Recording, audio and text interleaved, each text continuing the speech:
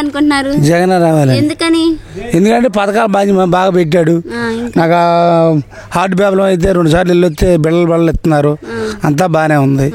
ఈ సంక్షేమాల వల్ల ప్రజలు సోమరిపోతులు అవుతుందని చెప్పి అంటున్నారు కదా పవన్ కళ్యాణ్. ఏమండి రకరకాలుగా అనుకుంటూ ఉంటారు. అది మరి చంద్రబాబు గారు పవన్ కళ్యాణ్ గారు పొత్తుతో వస్తున్నారు కదా, ఎలా ఉండబోతుంది అంటారు? మాకు ఏం తెలుసు అండి. సద్దన బొబ్బిన వాళ్ళు జగన్ గారికి ఏమైనా ఎఫెక్ట్ కొట్టిద్ది అంటారా? వాళ్ళిద్దరు కొట్టిద్దంటే మనం ఏం చేస్తాం? వాలంటరీ వ్యవస్థ ఎలా ఉంది?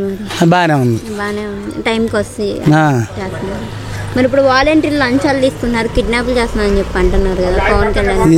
ఏం లేవే మీ దగ్గర ఏం లేవు. మరి నిశ్చితంగా గెలుస్తారని అనుకుంటున్నాం మేము. గెలిస్తేనే బాగుండిద్ది.